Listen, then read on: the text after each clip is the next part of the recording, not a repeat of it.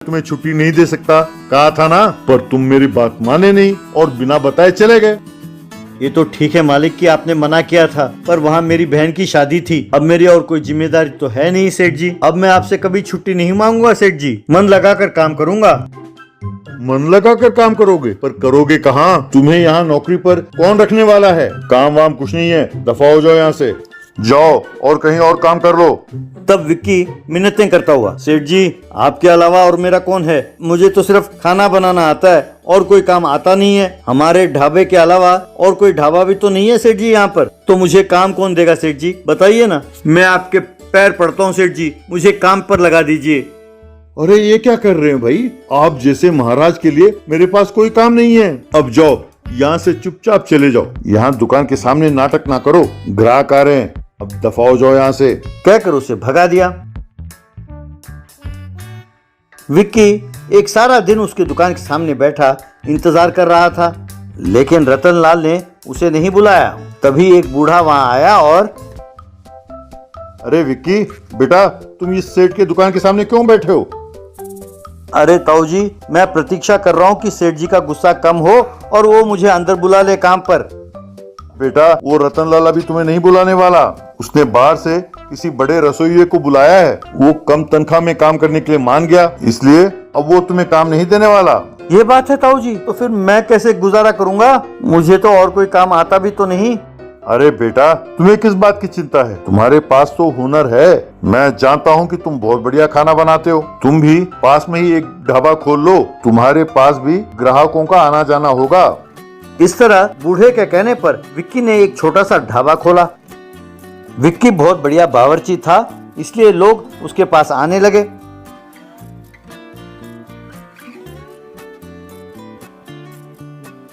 रतनलाल के ग्राहक कम होने लगे। एक दिन रतनलाल अपने असिस्टेंट से, अरे ये क्या? उस विक्की ने हमारे दुकान के सामने एक छोटा सा ढाबा खोला और लोग उसके पास जाने लगे। सेठ जी, आप तो जानते ही हैं कि लोग अच्छा स्वादिष्ट खाना पसंद करते हैं, और वो भी कम कीमत पर। विक्की के पास वो दोनों है, इसीलिए लोग उसके ढाबा पर लाइन लगा रहे हैं। अगर आप उस दिन जब वो आपके पैर पड़ रहा था उसे नौकरी दे देते तो आपकी इज्जत भी बनी रहती और आपके ग्राहक भी आपके हाथ से नहीं जाते। अरे बेवकूफों, वो और मुझसे मुकाबला करे? अरे उसका वो झोपड़ी वाला ढाबा कहाँ और मेरा ये रेस्टोरेंट कहाँ? उसका और मेरा मुकाबला? मैं भी देखता हूँ कि मेरे रेस्टोरेंट के सामने उसका वो झोपड़ी वाला ढाबा कब तक टिका रहता है। सुनो, जो हमारे रेस्टोरेंट में खाना बचा हो वो सब उठाकर उसके ढाबे के पीछे जाकर फेंक देना। तब वहाँ पर बहुत सारे मक्खियाँ और मच्छर मंडराएंगे और ग्राहकों को काट कर उन्हें परेशान करेंगी। तब उसके पास ग्राहक कम होंगे और अपने पास ग्राहक ज्यादा। तो उसके असिस्टेंट्स ने वैसा ही किया। बस कुछ ही दिनों में विक्की के ढाबे पर आए हुए ग्राहकों को वो मक्खी और मच्छर बहुत परेशान करने लगे।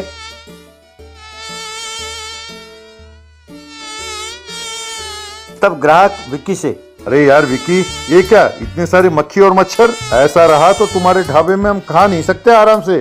तुम्हारे ढाबे में खाना अच्छा मिलता है ये सोचकर तुम्हारे पास आते हैं, पर ये मक्खी और मच्छर हमसे बर्दाश्त नहीं होते। वैसे भी आजकल दिन अच्छे नहीं हैं, ऊपर से ये मक्खी और मच्छरों से कोई बीमारी हो गई तो हम इलाज के लिए पैसे कहाँ से लाएंगे? कहकर लोगों ने विक्की के ढाबे पर आना कम कर दिया। लोग फिर से रतनलाल के रेस्टोरेंट जाने लगे। तब विक्की बूढ़े के पास गया और, ताऊ जी, आपकी सलाह के अनुसार मैंने ढाबा तो खोल लिया, पर अब ये मक्खी और मच्छर बहुत परेशान कर रहे हैं। समझ में नहीं आता कि मैं क्या करूं। अरे इसमें सोचने की क्या बात है बेटा, 2-3 बड़े बड़े फैन लाकर रखो। ये क्या कह रहे हो ताऊ जी? वैसे ही ये छोटा ढाबा है और इस खुले जगह में बड़े बड़े फैन रखेंगे कहाँ पर? और वैसे भी उन्हें खरीदने के लिए बहुत सारे पैसों की जरूरत पड़ेगी। उतने पैसे मेरे पास कहाँ हैं? अभी अभी तो कमाई शुरू की है मैंने। तो एक काम करो, डोंकी फैन का इंतजाम करो। तब विक्की ने एक बहुत बड़ा जेंट डोंकी फैन का इंतजाम किया। एक गधा खंबे के इर्द गिर्द घूमता रहता था और उसके सिर पर रखा पंखा मक्खी और मच्छरों को भगाता रहता था।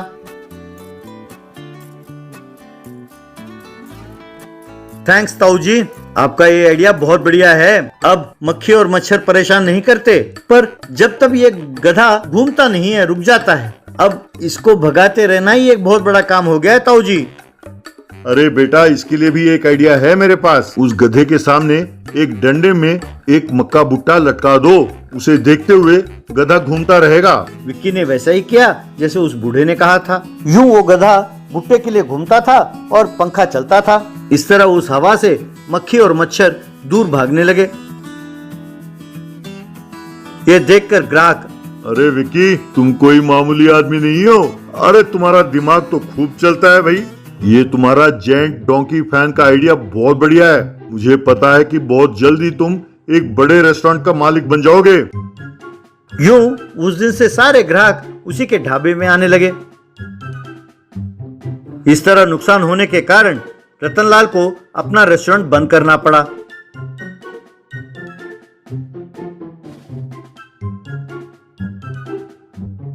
छोटी बहन वर्सेस बड़ी बहन, खिलौना का लड़ाई। गोरखपुर के गांव में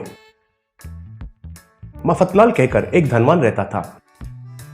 उनकी बीवी का नाम था रीटा। उनको रिंकी पिंकी कहकर 2 बेटियां हैं।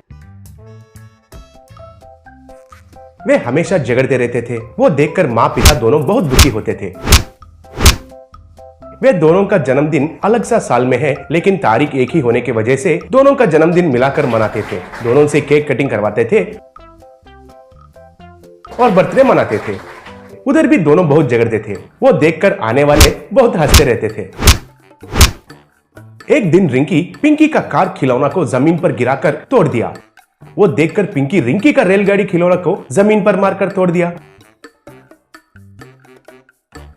फिर दोनों झगड़ना शुरू किए और जोर जोर से चिल्लाने लगे। तब उनके माँ पिता आकर क्या हुआ है? कहकर पूछे, ये बकवास की रेलगाड़ी का खिलौना कू कू कहकर बहुत आवाज करता है। छी, इसीलिए मुझे पढ़ने में मुश्किल हो रही है। ये रिंकी जबरदस्ती से मेरे पास ही लाकर खेलती रहती है, इसीलिए गुस्सा आकर तोड़ दिया। मेरी रेलगाड़ी कोई आवाज नहीं करती है, ये झूठ बोल रही है। ठीक है, लेकिन उनका कार का खिलौना को तुमने क्यों तोड़ा?